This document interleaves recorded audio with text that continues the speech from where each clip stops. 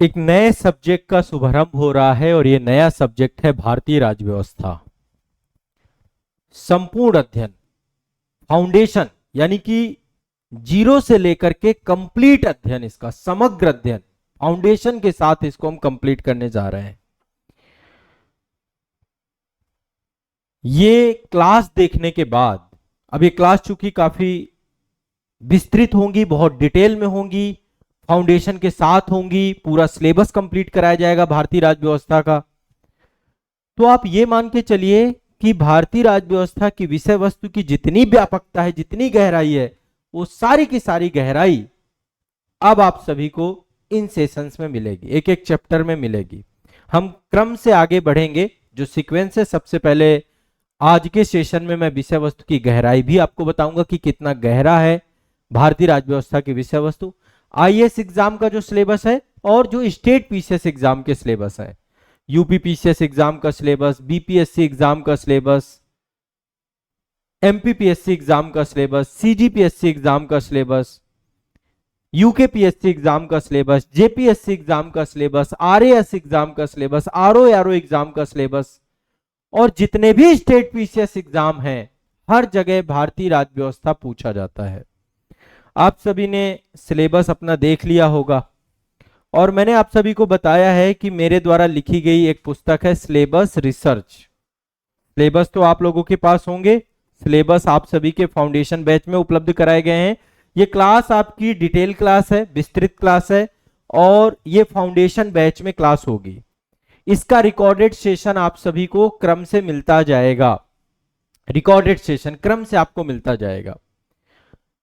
Live class भी रहेगी, आप में से बहुत सारे छात्र लाइव क्लास में उपस्थित रहेंगे, और हो सकता है कि सेशन बाद में देखें। यदि आप बाद में देख रहे हैं तो इत्मीनान से देखिए, मेरी क्लास में आपको ऑफलाइन जैसा महसूस होगा। यदि आप हमारे साथ फाउंडेशन बैच में जुड़े हुए हैं तो ये क्लासेस आप वहां पर भी लाइव पाएंगे। फाउंडेशन बैच वाले बच्चों के लिए लाइव क्लास है सारी, चाहे आप जीएस फाउंडेशन बैच में हो और चाहे आप हमारे किसी भी बैच में हो। और भारतीय राज्य व्यवस्था का एक सिंगल सब्जेक्ट का बैच भी है, वहां पर भी ये विस्तार से पढ़ाया जाएगा। मैं एक बार आपको सारे फाउंडेशन बैच में जहां जहां ये क्लास लाइव रहेगी, और केवल ये क्लास नहीं, जो भी विषय यहाँ पर संस्था में आपको फाउंडेशन के साथ पढ़ाया जा रहा है, वो सभी विषय यहाँ पर आपको मिलेंगे। तो चलिए एक बार मैं आपको सारी चीजें स्पष्ट कर देता हूं, फिर इस विषय वस्तु में हम बहुत गहराई से उतरेंगे और बहुत गहराई से इस विषय वस्तु को पढ़ते हुए चलेंगे। तो आप सभी लोग इस यात्रा का हिस्सा बन रहे हैं। राज्य व्यवस्था सबसे बेहतरीन सब्जेक्ट होता है, सबसे ज्यादा वफादार सब्जेक्ट होता है। मैं ये सब्जेक्ट इस तरीके से आपको पढ़ाऊंगा कि पॉलिटी से जितने भी क्वेश्चन आएंगे आप सभी के सारे क्वेश्चन आप हल कर पाएंगे। ठीक है, इसके लिए सोर्सेज केवल मेरी क्लास करनी है, क्योंकि जो मैं अब पढ़ाऊंगा आपको उसमें एनसीईआरटी भी आपको कवर होगा, उसमें आपका कोई भी एडवांस बुक कवर होगी। जब मैं पूरा सब्जेक्ट पढ़ा रहा हूंगा और ये सब्जेक्ट आप कंप्लीट कर रहे होंगे, इसके बाद मेरी पुस्तक भी आएगी। वो पुस्तक बहुत डिटेल से होगी, बहुत गहराई से होगी, हर वो चीज जो मैं आपको क्लास में, क्योंकि आज मैं ये जो पॉलिटी की अब क्लास आपको पढ़ा रहा हूं, ये संभवतः 25वीं बार, मतलब ये इतनी बार पॉलिटी में पढ़ा चुका हूं, 25वां बैच होगा मेरा, ये 25वीं बार भारतीय राज्य व्यवस्था पढ़ा रहा हूंगा। तो आप समझ रहे होंगे कि मैं कितने गहराई से इस विषय को पढ़ाऊंगा। तो जो बच्चे सबसे पहले फाउंडेशन बैच में हैं, मैं एक बार आपको स्पष्ट किए दे रहा हूं, क्योंकि स्पष्टता होनी बहुत जरूरी है। ठीक है, स्पष्टता होनी आपकी बहुत जरूरी है कि कैसे आपको क्लास ये ज्वाइन करना है, कैसे क्लास होगी, कहां पे क्लास होगी। और ये चूंकि पहला ही सेशन है, एक तरीके से इंट्रोडक्टरी सेशन के तौर पे भी इसको आप मान सकते हैं। फिर आधारभूत सेशन होगा, अभी तो इंट्रोडक्टरी सेशन है, फिर इसका आधारभूत सेशन भी रखेंगे। ठीक है, तो देखिए आपकी क्लास कहां पे होगी। जो बच्चे घर से तैयारी कर रहे हैं, घर बैठे आप पढ़ रहे हैं, आप हमारा एप्लीकेशन है आजाद एकेडमी लर्निंग ऐप, इसी ऐप में आपकी ये क्लास चल रही है, लाइव क्लास चलेगी, और साथ में इसका रिकॉर्डेड वीडियो आप सभी के बैचेस में आएगा। फाउंडेशन बैच में मैं सभी सिलेबस को लेकर चलूंगा, सभी सिलेबस, सभी एग्जाम के प्रीवियस ईयर क्वेश्चन पेपर, ये जितने भी सिलेबस हैं आपके, चाहे ये मैं सारे सिलेबस एक एक करके आपको अभी बता देता हूं कौन कौन से सिलेबस कवर हो रहे हैं इसमें। ठीक है, आराम से अब आपको पढ़ना है। आईएएस के सिलेबस में भारतीय राज्य व्यवस्था प्रारंभिक परीक्षा में है, मुख्य परीक्षा में पेपर 2 में है, इसका पूरा सिलेबस कवर होगा पॉलिटी का, ठीक है। दूसरा आपका यूपी पीसीएस एग्जाम का जो हमारा विस्तृत सिलेबस है वो इसमें पूरा कवर होगा। अभी सिलेबस रिसर्च भी मैं आपको दिखाऊंगा। यूपी पीसीएस एग्जाम का ये जो सिलेबस है, सारे सिलेबस आपके बैचेस में लगे हैं। बैच आपके कौन कौन से हैं, जहां पर क्लास होगी। यदि आप ऑनलाइन घर बैठे पढ़ रहे हैं, कहीं जाने की जरूरत नहीं है, हमारा फाउंडेशन बैच पर्याप्त है आपके सिलेक्शन के लिए, आपका सिलेबस कंप्लीट कराने के लिए। डिटेल में विस्तृत सिलेबस आपका फाउंडेशन बैच में कवर होगा। आप बस इनमें से कोई भी फाउंडेशन बैच में रहेंगे, भारतीय राज्य व्यवस्था की क्लास आपको लाइव मिलेगी। आईएएस वाले बच्चे प्रशासक बैच में होंगे, यूपी पीसीएस वाले बच्चे प्रयाग बैच में रहेंगे, आरओ वाले बच्चे अधिकारी बैच में रहेंगे, बीपीएससी वाले बच्चे ज्ञान भूमि बैच में रहेंगे। यदि नहीं जुड़े तो आप जुड़ जाइएगा, ठीक है। एमपीपीएससी में विंध्याचल बैच में लाइव रहेगी, सीजीपीएससी में कौशल बैच, जेपीएससी में झारखंड बैच, आरएएस एग्जाम में राजस्थली बैच और यूकेपीएससी में देवभूमि बैच। जो अपडेटेड बैच चल रहा होगा, जो लाइव बैच होगा, उस लाइव बैच का आप लोग हिस्सा बनके इसमें पढ़िएगा। जो बच्चे पहले से जुड़े थे, अभी इस लाइव क्लास को ज्वाइन करना चाहते हैं, आप अपने बैच को अपडेट करा लीजिए, रिन्यूअल करा लीजिए, संस्था को कांटेक्ट करिए, रिन्यूअल करा लीजिए। और ऑफलाइन में ये आप एक बार कॉल कर लीजिए, ऑफलाइन में जीएस फाउंडेशन बैच का हिस्सा रहेगी ये क्लास। तो मतलब ये बहुत विस्तृत, बहुत समग्र क्लास है और इसमें मैं सारे सिलेबस कवर कर रहा हूं, ठीक है। ये आपका आरएएस का सिलेबस में जो पॉलिटी का सेगमेंट है, आरओ में जो पॉलिटी का सेगमेंट है, बीपीएससी के सिलेबस में जो पॉलिटी का सेगमेंट है, एमपीपीएससी में पॉलिटी का सेगमेंट है, सीजीपीएससी में पॉलिटी का सेगमेंट है, ये यूपीपीसीएस में पॉलिटी का सेगमेंट है, जेपीएससी में पॉलिटी का सेगमेंट है, यूकेपीएससी में पॉलिटी का सेगमेंट है और आईएएस में पॉलिटी का सेगमेंट है। प्रीवियस ईयर क्वेश्चन पेपर भी हम साथ लेके चलेंगे। इन सबको समेकित करके ही मैंने सिलेबस रिसर्च बनाया है। ये बुक सिलेबस रिसर्च, ये बुक अपने पास आप जरूर मंगवा लीजिएगा। 2 किताबें आपके पास जरूर होनी चाहिए। पहली किताब है जो मेरे द्वारा लिखी गई है, शून्य से शिखर तक। हर फाउंडेशन बैच के बच्चे के पास या हर छात्र के पास ये किताब होनी चाहिए, आप इसको रखिएगा। ये किताब आपकी पूरी यात्रा के साथ जुड़ी होगी। जो आईएएस और स्टेट पीसीएस एग्जाम की तैयारी करने वाले बच्चे हैं, उन सब के लिए किताब लिखी गई है। और ये दूसरा आपका जो है ये सिलेबस रिसर्च है। अब इसमें पॉलिटी का सिलेबस आपको देखना है कि पॉलिटी में क्या चीजें हैं। सिलेबस रिसर्च इसीलिए बनाया है मैंने, ताकि हम उस विस्तार को समझ पाए कि सब्जेक्ट का विस्तार कितना है। तो इसमें सिलेबस रिसर्च आपको फाउंडेशन बैच में उपलब्ध होगा। ये सब आपको सिलेबस और सिलेबस रिसर्च फाउंडेशन बैच वाले बच्चों को दिया गया है, आप जाइए वहां से उसको पढ़िए, ठीक है। और शून्य से शिखर तक बुक आप मंगवा लीजिएगा। भारतीय राज्य व्यवस्था का सिलेबस रिसर्च है, कितना विस्तृत है, कितना बड़ा है ये पूरा का पूरा सिलेबस, इसको आपको देखना है, इसको हमें समझना है। बहुत डेप्थ में आपको मैंने यहाँ पे सिलेबस रिसर्च करके दिया है। इसी को आधार बना के हम पूरा विषय वस्तु अब पढ़ने वाले हैं, इतनी गहराई से पढ़ेंगे। एक क्वेश्चन भी आपका ना तो प्री का छूटेगा ना मेंस का छूटेगा, हर बात आपको समझ में आएगी। ये सब्जेक्ट बहुत आसान हो जाएगा। एक एक सब्जेक्ट को मैं समझाता हूं, और with case law, with case law, supreme court के जो केस लॉ हैं वो भी हम इसमें कवर करेंगे। एक एक चीज को स्टोरी की तरह समझेंगे, कहानी की तरह समझेंगे। राज व्यवस्था आपकी सबसे आसान विषयों में से एक लगेगा। तो इंडियन पॉलिटी की विषय वस्तु आपका आरंभ हो रही है, मेरे द्वारा आपको कंप्लीट कराई जाएगी। इन सभी ऑनलाइन बैच में आपका लाइव चलेगा, जो इनका अपडेटेड बैच होगा संस्था से पता कीजिए। और जीएस फाउंडेशन बैच में भी ये क्लास आपको मिलेगी, ठीक है। देखिए, ऑफलाइन बैच का अपना एक तरीका होता है, उसका एक पूरा सिस्टम है, उस सिस्टम के हिसाब से सारी क्लासेस चल रही हैं।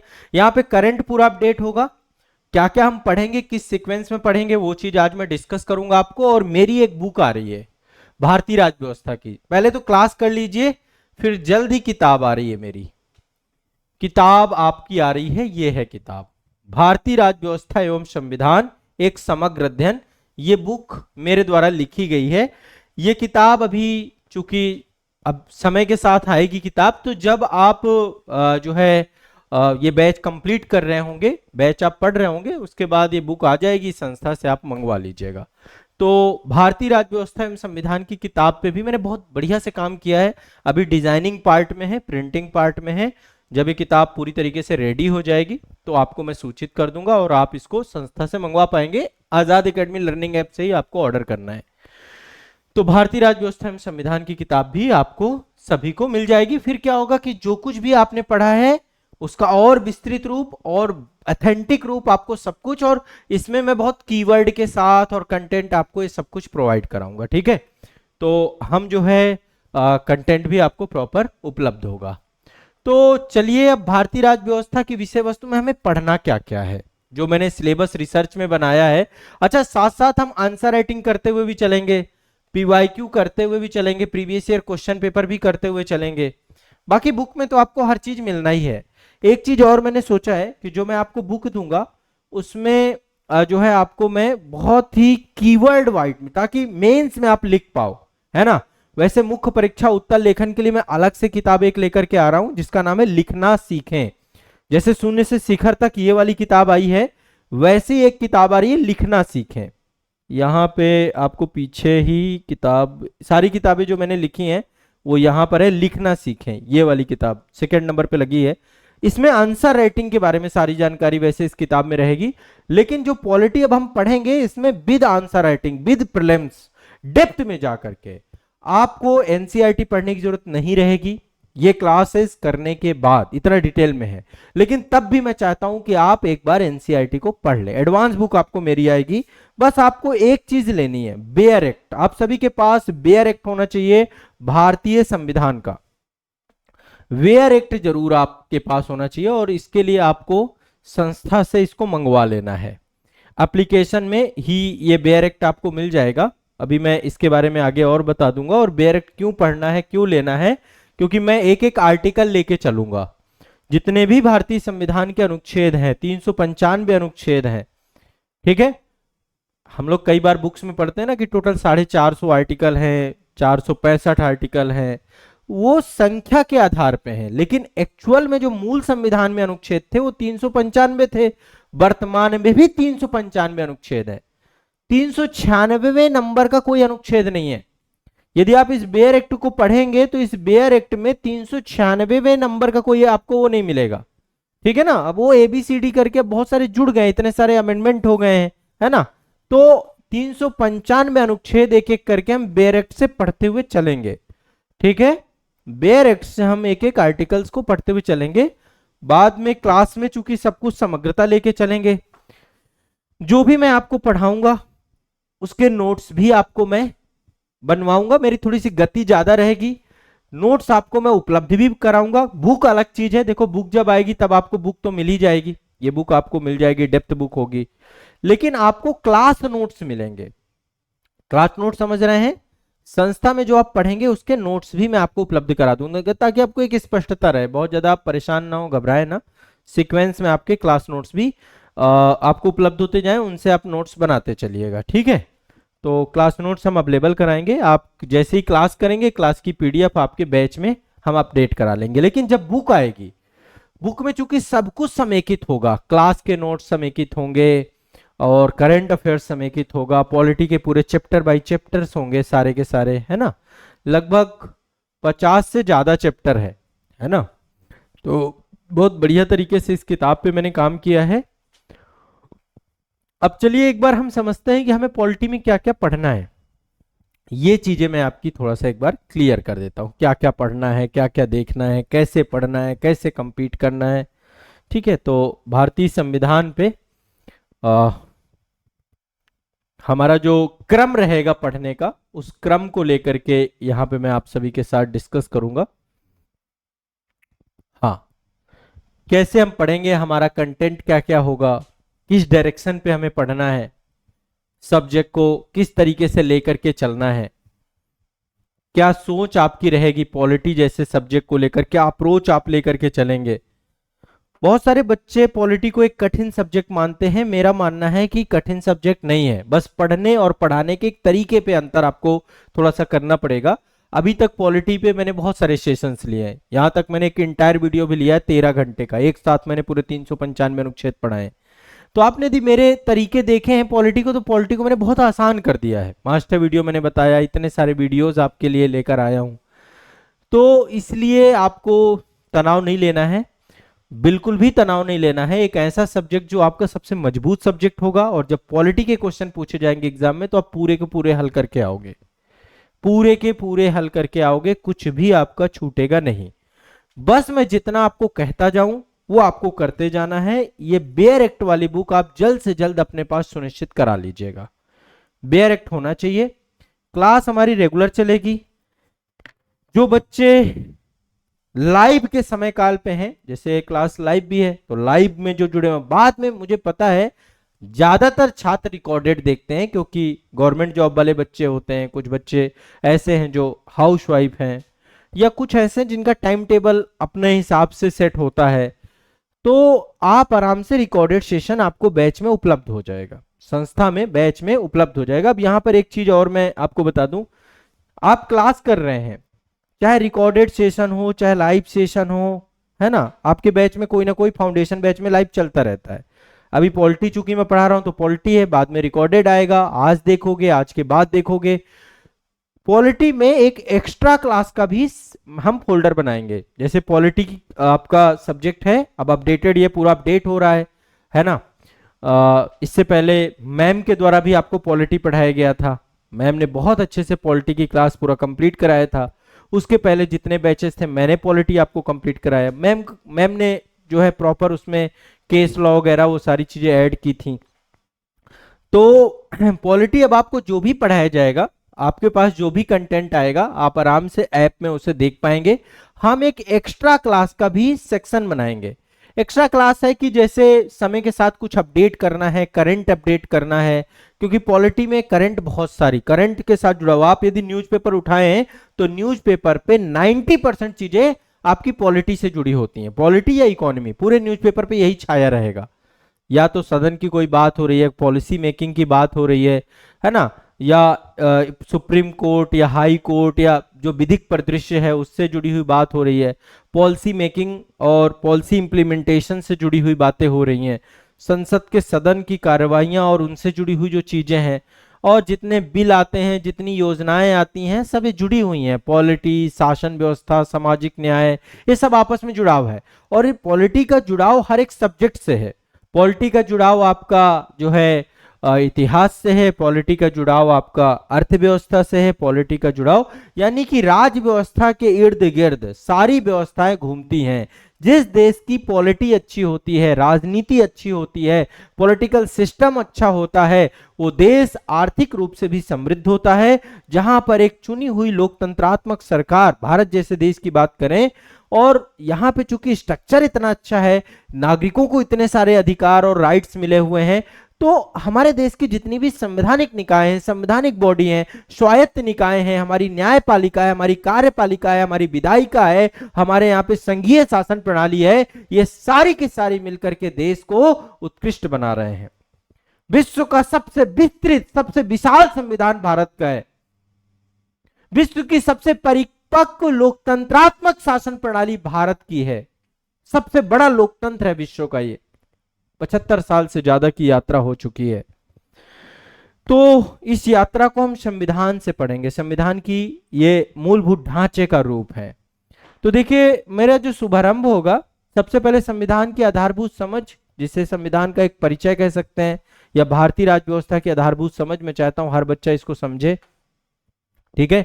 भारतीय राज्य व्यवस्था की आधारभूत समझ या संविधान की आधारभूत समझ, ये आपको एक बार समझना है और इसके बाद एक एक करके इसको पढ़ना है। देखिए, एक बार चैप्टर वाइज चैप्टर, सबसे पहला चैप्टर जो हम लेके चलेंगे वो रहेगा ऐतिहासिक विकास का, संविधान का ऐतिहासिक विकास। आप एक बार लिखते जाइएगा इन चीजों को, पेन कागज ले लीजिए। जो हमारा पहला भाग है, लगभग 13-14 भागों में बांट करके पूरे कॉन्स्टिट्यूशन को पढ़ेंगे, है ना। तो पहले भाग में मैं संविधान का इतिहास पढ़ाऊंगा, बहुत डिटेल में आपको पढ़ाऊंगा संविधान का इतिहास, हिस्टोरिक बैकग्राउंड। संविधान एक दिन की उपज नहीं है। पहले आधारभूत सेशन होगा, अभी मैं बता रहा हूं, पहला संविधान का परिचय, संविधान की आधारभूत समझ, पहला सेशन आपका ये होगा। आज अभी हम रूपरेखा बना रहे हैं, कैसे हमें पढ़ना है, क्या पढ़ना है, क्या हमारे रिसोर्सेज होने चाहिए। इस क्लास को करने के बाद आपको एनसीईआरटी बुक की जरूरत नहीं पड़ेगी, लेकिन अभी चूंकि आपने पॉलिटी पढ़ी नहीं, अभी आप शुरू ही कर रहे हैं, तो आप चाहें तो आप पढ़ सकते हैं। ठीक है, चाहे तो आप क्लास 11th और 12th की न्यू एनसीईआरटी आती है पॉलिटी में, मैं उन्हें रिकमेंड करता हूं पढ़ने का। लेकिन यदि आप नहीं पढ़ रहे हैं तो भी कोई दिक्कत नहीं होगी, क्योंकि यहाँ सब कुछ कवर होगा। यहाँ पे बेसिक बहुत अच्छा कराऊंगा, फाउंडेशन बहुत अच्छा कराऊंगा। फाउंडेशन से आप पॉलिटी का एक एक चीज समझोगे, एक एक टर्म समझोगे, एक एक शब्दावली समझोगे, और राज व्यवस्था के जब क्वेश्चन आएंगे एग्जामिनेशन हॉल पे बहुत फास्ट लिखोगे। मैं आपको लिखने के योग्य बना के भेजूंगा। ऐसा ना रहे कि एग्जाम हॉल पे आपका नॉलेज तो बहुत बढ़ गया पर लिखने में हाथ कांप रहे हैं, वो नहीं करूंगा। लिखोगे आप, जबरदस्त लिखोगे। ठीक है, इसलिए पूरे भरोसे के साथ अब आप मेरे साथ पढ़ना शुरू कर रहे हैं। तो शुरुआत में आधारभूत समझ होगी, लिखते जाना। पहली मतलब आधारभूत समझ में 1 सेशन, 2 सेशन, 3 सेशन होंगे। इन सबके मैं क्लास नोट्स आपको प्रोवाइड कराऊंगा। आधारभूत सेशन का तो क्लास नोट्स नहीं मिलेगा, लेकिन यहां से क्लास नोट्स मिलेगा। ठीक है, भारतीय संविधान का ऐतिहासिक विकास क्लास नोट्स भी दूंगा मैं आपको। मैं क्लास में आके ज्यादा से मेरी कोशिश रहेगी ज्यादा से ज्यादा समझाना, ज्यादा से ज्यादा आपको समझ में आए। ठीक है, क्लास नोट्स आपको प्रोवाइड करा दूंगा, क्लास नोट्स से आप अपने सेल्फ नोट्स बना लीजिएगा। ठीक है, हमारा तरीका यही रहेगा कि विषय वस्तु को आप समझो, है ना। तो सबसे पहले अब रूपरेखा देख लेते हैं कि एक्चुअल में क्या हम स्ट्रक्चर लेके चल सकते हैं, चलेंगे पॉलिटी को लेकर। तो पहले आधारभूत का सेशन होगा। आधारभूत के बाद हमारा भारतीय संविधान का ऐतिहासिक विकास। ऐतिहासिक विकास के बाद आपका जो है रहेगा ईस्ट इंडिया कंपनी और भारत में शासन की शुरुआत। कैसे ईस्ट इंडिया कंपनी बनती है और कैसे भारत में एक एक करके भारत की राजनीतिक व्यवस्था, पहले व्यापार करने के उद्देश्य से आने वाली एक कंपनी कैसे भारत के पॉलिटिकल सिस्टम को धीरे धीरे यहाँ पे शासन प्रणाली को पकड़ती चली जाती है। तो ईस्ट इंडिया कंपनी, भारत में शासन की शुरुआत 1600 से लेकर 1765 के बीच का जो घटनाक्रम है। 1765 तक इसलिए लिया है क्योंकि इस बीच में 2 चीजें होती हैं, एक तो प्लासी होता है, फिर बक्सर होता है। बक्सर के बाद 1765 में रॉबर्ट क्लाइव के द्वारा जो है, चूंकि इलाहाबाद की संधि होती है बक्सर के बाद, और फिर दीवानी राइट भी ब्रिटिशर्स के पास चले जाते हैं। तो एक सेगमेंट मैंने ये बांटा है। दूसरा सेगमेंट है 1773 का रेगुलेटिंग एक्ट। तीसरा सेगमेंट है पिट्स इंडिया एक्ट 1784। चौथा है चार्टर अधिनियम 1813, 1833, 1853। यहाँ पे जब रेगुलेटिंग एक्ट की बात कर रहे हैं तो यहाँ पे 2-3 एक्ट और बनेंगे। एक तो 1781 में पिट्स इंडिया एक्ट आया, वो माफ करिएगा अमेंडिंग एक्ट आया था 1781 का अधिनियम। पहले 1773 का रेगुलेटिंग पढ़ेंगे, 1781 का संशोधन अधिनियम पढ़ेंगे। इसके बाद 1784 में आपका पिट्स इंडिया एक्ट आया, और फिर 1786 में भी एक अधिनियम आया था जब लॉर्ड कॉर्नवालिस भारत आए थे। तो जब हम ये पूरा क्रम सीक्वेंस बाय सीक्वेंस देखेंगे, ठीक है। इसके बाद एक आपका है 1793 का चार्टर, 1793 का चार्टर, और फिर इसके बाद हर 20 साल में चार्टर आए। देखिए चार्टर कुछ ऐसे आए, 1773 में रेगुलेटिंग एक्ट आया, फिर 1793 में 20 साल का गैप है, फिर आप देखिए 1813, 1833, 1853, 20-20 साल के गैप में आपके चार्टर आपके पारित होते रहे। 1857 की क्रांति होती है और फिर भारत शासन अधिनियम 1858, ब्रिटिश क्राउन के अंदर पूरा भारत का शासन प्रक्रिया आ जाती है, ईस्ट इंडिया कंपनी से शासन चला जाता है। तो ये लिखते जाइएगा, हमें ये सारे चैप्टर पढ़ने, क्रम से हम एक एक चैप्टर कवर करते हुए चलेंगे। जहां विस्तार की जरूरत होगी विस्तार दूंगा, जहां विस्तार की जरूरत होगी नहीं होगी वहां पे हम विस्तार नहीं करेंगे। हम बहुत मतलब बहुत सिलेक्टेड भी रहेंगे, बहुत डिटेल्ड भी रहेंगे, दोनों का समुच्चय रहेगा। हमारी कोशिश रहेगी कि आपको याद हो चीजें, मेरा मतलब अल्टीमेट पर्पज ये है कि आपको चीजें याद हो, उस पर्पज से लेके चलेंगे। तो भारत शासन अधिनियम 1858, फिर अगला चैप्टर अगली क्लास होगी भारतीय परिषद अधिनियम 1861, 1892। जो मेरी बुक आएगी उसमें सब कुछ ये सम्मिलित होगा, है ना, ये सारी चीजें। 1861 के और 1892 के बीच में एक बार जो है शाही अधिनियम आया था जिसमें कैसर हिंद की उपाधि दी गई थी, और बीच में कुछ छोटे मोटे घटनाक्रम और हैं, उनको भी हम डिस्कस कर लेंगे, ठीक है। इसके बाद 1892 के बाद आपका भारतीय परिषद अधिनियम 1909 आया, जिसको हम मार्ले मिंटो सुधार कहते हैं। फिर इसके बाद 1919 में भारत सरकार अधिनियम, जिसको हम मॉन्टेस्क्यू चेम्सफोर्ड सुधार भी कहते हैं, ठीक है। इसके बाद आपको मॉन्टेस्क्यू चेम्सफोर्ड सुधार के बाद साइमन कमीशन का आगमन भारत में, 1927 में आगमन हुआ था और उसमें सारे अंग्रेज थे। इस कारण से भारत में उसकी प्रक्रिया होती है। बड़े स्तर पे साइमन गो बैक के नारे लगते हैं, तो इसको भी हम बढ़िया से पढ़ेंगे। नेहरू रिपोर्ट 1928 में आई थी। संविधान निर्माण की प्रक्रिया है एक तरीके से। संविधान को सभी लोगों को लगता है कि 26 नवंबर 1949 को संविधान अंगीकृत, अधिनियमित और आत्मार्पित किया गया, जो कि पूर्ण रूप से सत्य है। हमारा संविधान 26 नवंबर 1949 को अंगीकृत, अधिनियमित और आत्मार्पित किया गया। 26 जनवरी 1950 को भारत में लागू हो गया। लेकिन ये जो पूरा का पूरा घटनाक्रम है, जो अब हम वर्तमान संविधान की बात करते हैं, जब हम इस बेयर एक्ट की बात करते हैं, यात्रा लंबी है, यात्रा लंबी है। ब्रिटिश पार्लियामेंट के वो पारित हर एक चार्टर, हर एक अमेंडमेंट, हर एक भारत शासन अधिनियम, हर एक भारत परिषद अधिनियम इस संविधान को आधार देता है, इसकी नींव बनता है, इसको एक स्ट्रक्चर देता है। इसीलिए हिस्टोरिक बैकग्राउंड हमें पढ़ना पड़ता है। तो हम पूरा एक स्ट्रक्चर लेके चलेंगे, जहां पे इसमें बड़ा इंटरेस्टिंग रहेगा। थोड़ा सा पॉलिटिकल सेगमेंट भी रहेगा, थोड़ा सा हिस्टोरिक सेगमेंट भी रहेगा, थोड़ा स्टोरी नुमा मैं आपको समझाऊंगा, ऐसी चीजें बताऊंगा जो शायद किताबों में ना मिले, ऐसी बातें भी होंगी। बड़ा मतलब ऐसा रहेगा कि इंटरेस्टिंग लगेगा आपको। मतलब पॉलिटी अभी देखो, इससे पहले जब मैंने पॉलिटी पढ़ाई थी वो भी बहुत डेप्थ में पढ़ाई थी, बहुत डिटेल में पढ़ाई थी, और अभी बहुत सारे बच्चे वो क्लासेस देख भी रहे होंगे। यदि आप वो क्लास देख रहे हैं तो प्रासंगिक है वो क्लास भी। लेकिन अब जो इस बार पढ़ाऊंगा करंट अपडेटेड होगा, सारी चीजें नई होंगी। कई सारे, देखो हर बार जब कोई टीचर पढ़ाता है तो शब्द हमेशा नए होते हैं। आप कई बार मेरे को देखेंगे, अब मैंने चूंकि किताब ही लिखी है तो मैंने इतना डिटेल पढ़ा है, इतनी किताबों का रिसर्च किया है, इतने सारे डॉक्यूमेंट्स पढ़े हैं, इतनी सारी रिसर्च पेपर्स पढ़े हैं, तो उन सब का समुच्चय एक बुक बनती है। अभी भी पढ़ ही रहा हूं मैं लगातार कंटिन्यूअस, और एक एक बार नहीं, बेयर एक्ट तो मैं कम से कम 10 से 12 बार पढ़ चुका। ठीक है, संविधान इतनी बार पढ़ चुका हूं, और हर बार पढ़ता हूं तो हर बार बहुत नया सीखने को मिलता है, हर बार एक नई उत्सुकता आती है। तो अब चूंकि किताब लिखी है तो किताब में बहुत डेप्थ में चीजें आपको मिलेंगी, गहराई में, एक एक शब्द को मैंने पिरोया है, वो क्लास में भी आपको दिखेगा। इस बार जो बुक लिखने का अनुभव था वो आपको क्लास में मेरे दिखेगा। नेहरू रिपोर्ट 1928, गांधी इरविन समझौता, गोलमेज सम्मेलन होते हैं आपके, 3 गोलमेज सम्मेलन होते हैं। गांधी जी दूसरे गोलमेज सम्मेलन का हिस्सा बनते हैं, डॉक्टर भीमराव अंबेडकर तीनों गोलमेज सम्मेलन का हिस्सा बनते हैं। इसी बीच कम्युनल अवार्ड की घटना होती है, और इसी बीच में पूना पैक्ट की घटना घटती है। ये सब हिस्टोरिक बैकग्राउंड में भी पढ़ते हैं, लेकिन फिर भी भारतीय संविधान का जो सबसे आधारभूत ब्रिटिश पार्लियामेंट से पारित अंतिम अधिनियम है भारत शासन अधिनियम 1935। ये मतलब इसका बहुत प्रभाव रहा, सबसे ज्यादा आर्टिकल्स यहीं से लिए गए।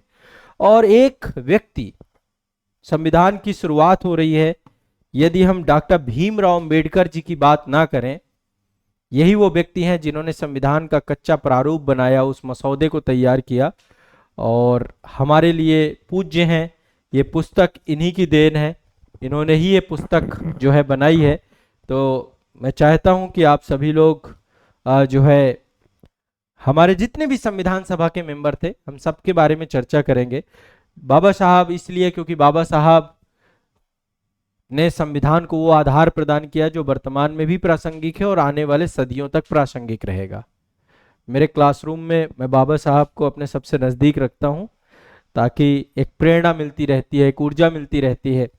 और संविधान की चूंकि क्लास है तो अब इनके सानिध्य में क्लास आपकी होगी, इनके आशीर्वाद के परिणाम स्वरूप जो है हम ये पूरे क्लास को करेंगे। तो संविधान, भारत के संविधान में भारत सरकार अधिनियम 1935, द्वितीय विश्व युद्ध इसी दौरान होता है। संविधान सभा की पृष्ठभूमि बनती है, कैबिनेट मिशन योजना का आगमन होता है, क्योंकि सारे प्रयास अंग्रेजों के विफल हो गए, चाहे वो क्रिप्स मिशन हो, उससे पहले अगस्त प्रस्ताव आया था, चाहे वो बिबल प्लान हो, सब प्रयास, तब फिर कैबिनेट मिशन योजना, और कैबिनेट मिशन योजना के तहत संविधान बनता है भारत का, संविधान सभा बनती है, संविधान निर्माण प्रारंभ होता है, पूरा प्रोसेस उसका डेवलप होता है चुनी हुई संविधान सभा के द्वारा। तो भाग 1 आपका पूरा कंप्लीट हिस्टोरिक बैकग्राउंड है। भाग 2 जो आपका मैं पढ़ाऊंगा, अब ये आप लिखते जाना, देखो अब नोट्स बनाने का काम हमारा, यही सेगमेंट पे क्लासेस चलेंगी। दूसरा है भारतीय संविधान की विशेषताएं और जो हमारा फेडरल स्ट्रक्चर है ना। भारत के संविधान में केंद्र भी है, राज्य भी है, यूनियन टेरिटरीज भी हैं, और सभी को एक संघीय ढांचे में जो है अडॉप्ट किया गया, बनाया गया भारतीय संविधान का भाग 1। तो भारतीय संविधान की प्रमुख विशेषताएं क्या हैं, फिर यहां से हम प्रस्तावना से शुरुआत करेंगे। भारतीय संविधान की आत्मा है आपकी प्रस्तावना। प्रस्तावना ही वो जो है एक तरीके से आधार है, जिस आधार पे पूरा संविधान का जीवन, एक तरीके से जीवंत दर्शन दिखता है कि संविधान निर्माता क्या चाहते थे। तो प्रस्तावना आपका हम बहुत बढ़िया से तैयार करेंगे कंप्लीट। इसके बाद भाग 1 आपका संघ एवं राज्य क्षेत्र, चैप्टर वाइज पढ़ते जाएंगे। 22 भाग हैं संविधान के, किताबों में कई जगह 25 और 26 भाग लिखे होते हैं। ये अभी आधारभूत सेशन में सब क्लियर कर दूंगा, ये संख्या के आधार पे है। अभी भी वर्तमान में यदि आप बेयर एक्ट जब पढ़ोगे ना, तब आप 23वां भाग आपको कहीं नहीं मिलेगा, 22 भाग ही मिलेंगे। हाँ संख्या, क्योंकि 9A 9B 4A 14B ऐसे करके बहुत 14A कई सारे भाग जुड़ गए हैं, ठीक है। अध्याय 20 शुरुआत में, चूंकि मैंने इसको इस तरीके से डिजाइन किया है कि जो चीजें बिखरी हुई हैं, कोई चीज कहीं पे है, कोई चीज कहीं पे है, उन सबको हम समेकित करके एक जगह पढ़ेंगे। अब जैसे संघ एवं राज्य क्षेत्र पढ़ते हैं भाग 1, तो उसी के साथ हम केंद्र और राज्य शक्तियों के बीच विभाजन, ठीक है, इसको हम साथ में पढ़ेंगे। संविधान में देखेंगे तो ये फिर आपका जो है आर्टिकल 245 46 उधर मतलब आपको विषय वस्तु मिलती है, लेकिन हम साथ में ही सूचियां भी पढ़ लेंगे। अनुसूची में 7वीं जो अनुसूची है उसमें संघ सूची, राज सूची और समवर्ती सूची की बात है। तो शक्तियों का क्या क्या विभाजन है, केंद्र राज संबंध है, इसको इसी के साथ ऐड कर देंगे। अब इस बार थोड़ा सा मैं ऐसा पढ़ा रहा हूं जो चीजें आपकी क्या हो जाए, जुड़ जाए आपस में, ठीक है। संघीय संबंधों में बहुत सारे आयोग बने हैं, सरकरिया कमीशन बना है, पुंछी आयोग बना है, राजमन्नार कमेटी बनी है। इसके अलावा आपका द्वितीय प्रशासनिक सुधार आयोग, प्रथम प्रशासनिक सुधार आयोग या संविधान समीक्षा आयोग जो आपका बनाया गया था, इन सब ने क्या क्या कहा हमारे कैसे फेडरल स्ट्रक्चर को बेहतर किया जाए। और दूसरा जो नीति आयोग का कॉन्सेप्ट है वर्तमान में 2015 में प्रधानमंत्री नरेंद्र मोदी जी के द्वारा 1 जनवरी 2015 को योजना आयोग को नीति आयोग में जो बनाया गया, तो उन सभी चीजों को हम एक एक करके देखने का प्रयास यहाँ पे करने वाले हैं, ठीक है। फिर अंतरराज्यीय परिषद, इंटर स्टेट काउंसिल आपकी जो है अंतरराज्य परिषद, संविधान संशोधन की प्रक्रिया शुरू में ही पढ़ लेंगे, क्योंकि अब कहीं भी पढ़िए हर जगह संविधान संशोधन है। प्रस्तावना में संविधान संशोधन है, भाग 1 में संविधान संशोधन है। पहला संविधान संशोधन ही आपका जो है जुड़ा हुआ था भूमि सुधार अधिनियम, उसी से निकल के आया एंटी डिफेक्शन लॉ। तो A to Z हम सब चीजें देखेंगे, ठीक है। लैंड रिफॉर्म एक्ट आपके जो निकल के आए, तो संविधान संशोधन प्रक्रिया, संविधान संशोधन क्या है, संविधान का मूल ढांचा का सिद्धांत जो निकल के आया वो इसी के साथ ऐड हो जाएगा। तो इस बार जो क्रम होगा वो बहुत व्यवस्थित होगा। इसके बाद हम लोग पढ़ेंगे ये जो मेजर चैप्टर है भाग 1 के साथ, देखिए मैंने कितनी चीजें जोड़ दी जो फेडरल स्ट्रक्चर के साथ जुड़ता है। इसके बाद आपका नागरिकता आएगा। अब नागरिकता में भी करंट बहुत सारी चीजें अपडेटेड है। एक नागरिक होने से बहुत सारे राइट मिलते हैं हमें, चाहे वो निर्वाचन के राइट हो। अब इसमें मल्टीपल मुद्दे जुड़ जाते हैं आपके। एक नागरिकता अधिनियम 1955 है, उसको लेकर सिटीजन अमेंडमेंट बिल बहुत सारे आए हैं। सिटीजन अमेंडमेंट एक्ट आए हैं 2019 वाला जो है, अब वो लागू हो चुका है। CA NRC ये सब मुद्दे भी हम डिस्कस करते हुए पॉलिटी में चलेंगे, यानी करंट अपडेटेड होगा जो भी पढ़ेंगे। तो इसके बाद हम अगला चैप्टर नागरिकता पढ़ेंगे, उसके बाद अगला चैप्टर मौलिक अधिकार पढ़ेंगे, फिर हम DPSP पढ़ेंगे with case law. Fundamental right में केस लॉ वगैरह काफी हैं, केस लॉ पढ़ेंगे, हर एक अनुच्छेद के साथ केसेस जुड़े हुए हैं। तो केस लॉ और फिर DPSP, फिर फंडामेंटल ड्यूटी मौलिक कर्तव्य, ये भी हम कंप्लीट करेंगे, ठीक है। सब अब चूंकि इनको जब पढ़ोगे तब बहुत विस्तृत है, मुझे लगता है यही चारों सेक्शन पे बहुत टाइम लगेगा मुझे। फिर इसके बाद आज चालू हो जाएगा संघीय शासन प्रणाली। संघीय शासन प्रणाली में संघ की कार्यपालिका काफी विस्तृत रूप होता है, राष्ट्रपति, उपराष्ट्रपति, प्रधानमंत्री, कैबिनेट, हमारी जो है महान्यायवादी, ये सब कार्यपालिका का हिस्सा है।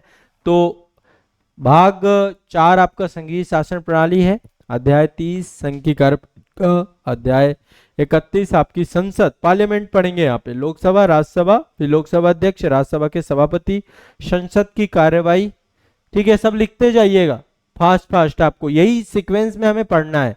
अभी मैं केवल आपको क्रम बता रहा हूं कि मैं कैसे पढ़ाऊंगा, मैं क्या क्या कवर करूंगा, है ना। जो मैं आपको कह रहा हूं कि बहुत आधारभूत होगा, शून्य से शिखर तक की यात्रा होगी, जीरो से आप पढ़ोगे, पॉलिटी के बारे में कुछ नहीं जानते तो आपका विस्तार काफी व्यापक होगा, वो सब यहाँ कवर होगा। संसद की कार्यवाही, राष्ट्रपति और संसद और अध्यादेश, विधायी प्रक्रिया, बजट, वित्तीय प्रक्रिया, भारत की वित्तीय प्रणाली, न्याय। इसके बाद ये पूरा कंप्लीट, इससे आप देखेंगे पूरा का पूरा सेंट्रल गवर्नमेंट कवर हो जाएगा इससे, है ना, बजटिंग वगैरह भी यहीं पे हम कवर कर लेंगे। इसके बाद आपका आ जाएगा भारत की न्यायपालिका।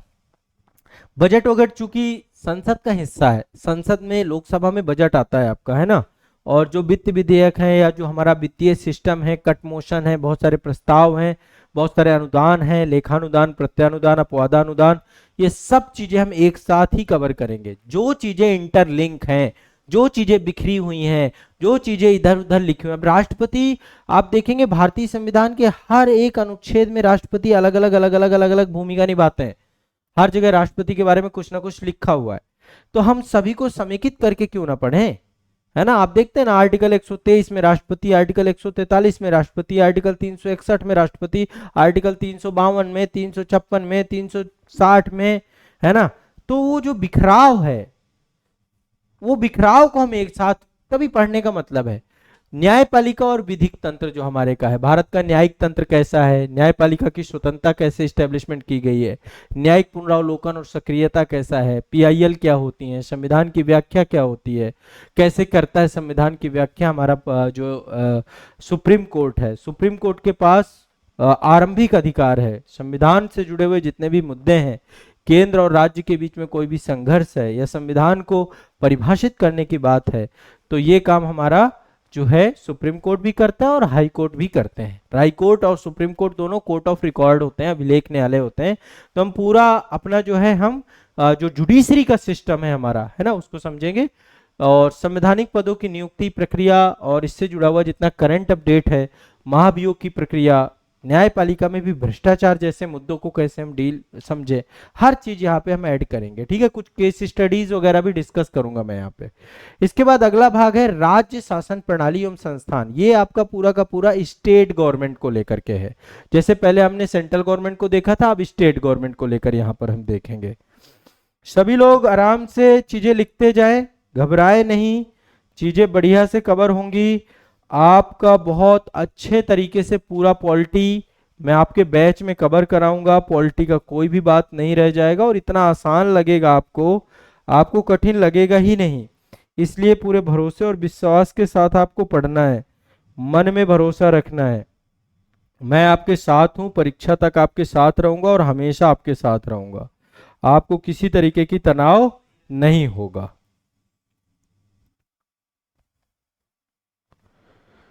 हाँ, कुछ बच्चे मैसेज कर रहे हैं कि सर मैंने लिया है सिलेबस रिसर्च, बहुत ही शानदार है। चलिए बहुत बहुत शुक्रिया। सिलेबस रिसर्च से भी आपको टॉपिक सब टॉपिक मिल जाएंगे। सिलेबस रिसर्च का आप लोगों को प्रिंट आउट निकलवा लेना है जो लोग ईपीडीएफ ले रहे हैं, और यदि आप संस्थान से मंगवाना चाह रहे हैं तो संस्थान से भी आपको सिलेबस रिसर्च उपलब्ध हो जाएगा, ठीक है। सिलेबस रिसर्च आप संस्था से भी मंगवा सकते हैं, बाकी आप अपने मोबाइल पे लेकर के ईपीडीएफ के तौर पर उसको डाउनलोड कर लीजिए।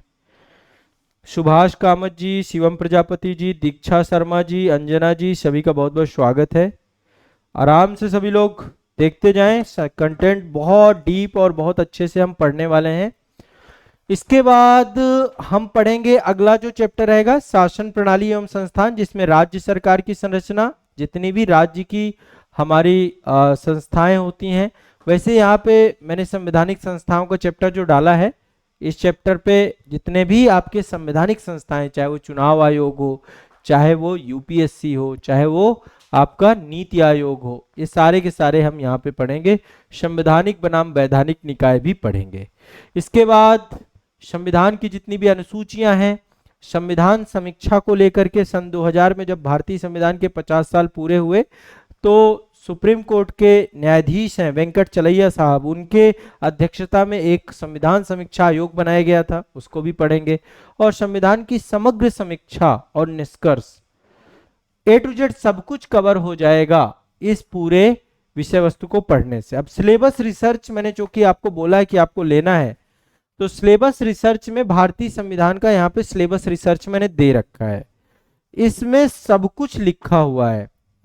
कौन कौन सा चैप्टर आपको कैसे पढ़ना है, क्या पढ़ना है, संविधान की पृष्ठभूमि पढ़ना है, फिर प्रस्तावना है, विशेषता है, ठीक है, मौलिक अधिकार, मौलिक कर्तव्य, नीति सशक्त तत्व, केंद्र सरकार की कार्यप्रणाली, राज्य सरकार की कार्यप्रणाली, संघीय व्यवस्था, केंद्र राज्य संबंध, न्यायपालिका, पंचायती राज, संवैधानिक निकाय, विधि एवं विधायी प्रक्रिया, संविधान संशोधन, आपातकालीन चुनाव व्यवस्था और राजनीतिक दल।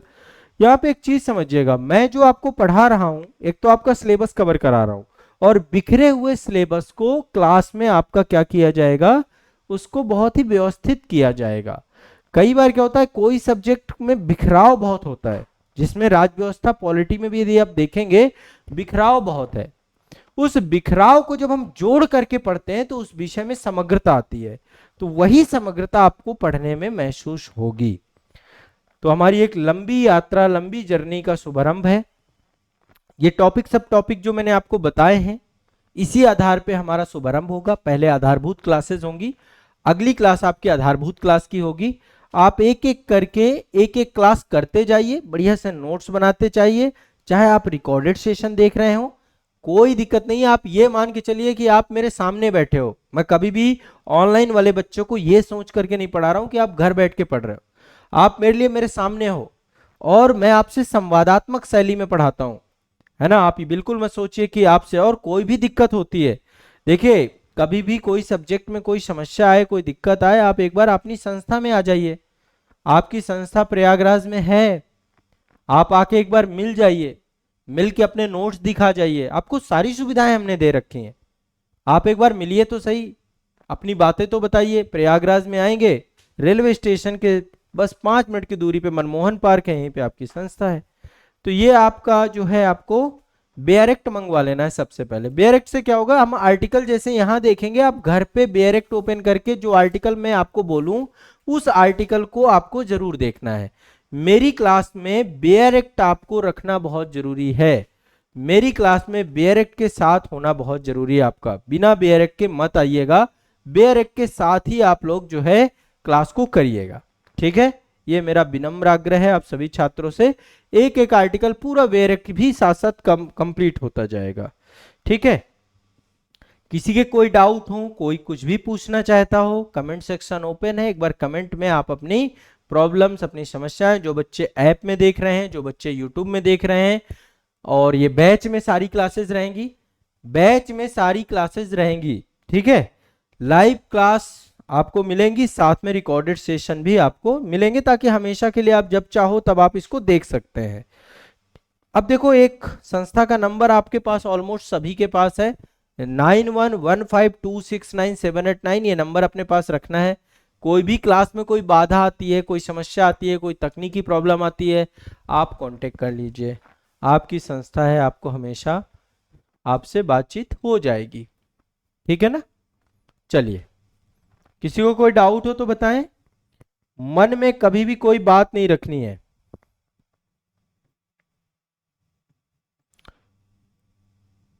हाँ हाँ, मैंने आप लोगों को बेयर एक्ट की पीडीएफ भी मैं उपलब्ध करा दूंगा। इस बेयर एक्ट की पीडीएफ भी आपको मिल जाएगी, ठीक है। आपको बैच में मैं उपलब्ध करा दूंगा, जो फाउंडेशन बैच है या सिंगल सब्जेक्ट बैच है। देखो, पॉलिटी का हम जो बच्चे पॉलिटी के ऊपर ही ये बेयर एक्ट है, उसका भी पीडीएफ निकाल सकते हो, लेकिन पीडीएफ निकलवाना आपके लिए महंगा हो सकता है। जो भी पढ़ना, हार्ड कॉपी से पढ़ना, प्रिंट आउट से पढ़ना, पीडीएफ से पढ़ना मत। टाइम खराब होता है, समय ज्यादा लगता है। आप प्रिंट आउट नहीं, इससे अच्छा इसे मंगवा लो। ये मंगवा लो, आपको संस्था से मिल जाएगी। आप संस्था में इस बुक को कांटेक्ट करेंगे पब्लिकेशन वाले नंबर पे 8929821970। आप वहां से कांटेक्ट करेंगे, बेयर एक्ट आपको आपके घर में पहुंचा दिया जाएगा। या हमारा जो एप्लीकेशन है, एप्लीकेशन में भी आपको ये बेयर एक्ट मिल जाएगा, तो आप मंगवा लीजिए, ठीक है ना। सभी लोगों से आग्रह है, आप लोग जरूर से जरूर इसको मंगवा लें, ठीक है। तो ये सीक्वेंस रहेगा, ये क्रम रहेगा हमारा पढ़ने का। कल से आधारभूत सेशन स्टार्ट हो रहे हैं। आधारभूत सेशन के आधार पे अब आपको शुरुआत, चूंकि मैं पहले बेस बनाऊंगा, आपका फाउंडेशन बनाऊंगा, फिर पूरा सब्जेक्ट आपके दिमाग में एक एक करके बैठाता चलूंगा, सेट करते हुए चलूंगा, ठीक है। तो चलिए, आप सभी का बहुत बहुत स्वागत रहेगा, मोस्ट वेलकम रहेगा। आप लोग इसी तरीके से हमारे साथ जुड़े रहिए, आप हमारे साथ मेहनत करते रहिए, परिश्रम करते रहिए। आपका मेहनत, परिश्रम, त्याग, तपस्या, ये सब कुछ परिणाम में बदलेगी। मेरी शुभकामनाएं भी ये रहेंगी। जितने भी फाउंडेशन बैच के बच्चे हैं, आप सफल बनिए। अन्य जो हमारी सारी क्लासेस होती हैं, एक तो करंट अफेयर्स की क्लास में आप जरूर रहिए। करंट अफेयर्स की क्लास आप सभी के ऐप में लाइव होती है, आजाद आईएएस लाइव यूट्यूब चैनल पे लाइव होती है। तो उसमें भी पॉलिटी का जो करंट आपका होता जाएगा, वहां पर भी अपडेट होता जाएगा। साथ ही जो एक्स्ट्रा बैच का आपको जो हम फोल्डर बनाए, उसमें भी यदि कुछ कंटेंट ऐड होगा, देखिए संस्था के द्वारा जब भी कोई कंटेंट ऐड किया जाएगा, आपको नोटिफिकेशन सेक्शन पे नोटिफिकेशन दिख जाएगा कि अच्छा आपके बैच में ये वाला क्लास ऐड किया गया है। तो एक तो वहां से पता चल जाएगा, अर्थात और संस्था से भी कॉल कर सकते हैं, पूछ सकते हैं आपकी सर इस बैच में नया कंटेंट, अब चूंकि सब कुछ नया है, अपडेटेड है, अद्यतन है ना, बहुत सारगर्भित है, बहुत व्यवस्थित है, बहुत बढ़िया से मैं इसे कंप्लीट करा रहा हूँ। और मैं भरोसा दिलाता हूं कि आपको कोई दिक्कत नहीं होगी, कठिन नहीं लगेगा आपको। ठीक है, मेरे द्वारा पढ़ाया गया कोई भी विषय, कोई भी सब्जेक्ट आपके लिए इतना आसान हो जाएगा कि परीक्षा हॉल पे प्रीलिम्स में क्वेश्चन सॉल्व करोगे और मेंस में जाके लिख के आओगे। ठीक है, तो कल से आधारभूत सेशन के साथ पॉलिटी का एक नया आगाज हो रहा है। आप लोग अब अगली क्लास में जुड़िएगा और पॉलिटी को कंप्लीट करेंगे अब। ठीक है, बहुत गति के साथ पढ़ेंगे, स्पीड के साथ पढ़ेंगे। मैं क्लास नोट्स भी चूंकि प्रोवाइड कराता जाऊंगा आपको, तो ज्यादा दिक्कत आपको आएगी नहीं। क्लास नोट्स आपको हर क्लास में जो भी पढ़ाया जाएगा उसका नोट्स आपके पास उपलब्ध हो जाएगा। आप बिल्कुल निश्चिंत रहें, इसमें कोई दुविधा नहीं होगी आपको, क्लास नोट्स आपको मिलेंगे। तो सेशन को यहीं पे आज मैं विराम देता हूं। आप लोग बस जुड़े रहिए। फाउंडेशन बैच वाले बच्चे जितने भी हैं, इत्मीनान से नोट्स बनाते जाइएगा। नोट्स इस बार चेक भी किए जाएंगे। बुक जब आएगी मेरी पॉलिटी की, आपको सूचना मैं दे दूंगा। आजाद एकेडमी लर्निंग ऐप से बुक आप ऑर्डर कर पाएंगे। धन्यवाद, शुक्रिया।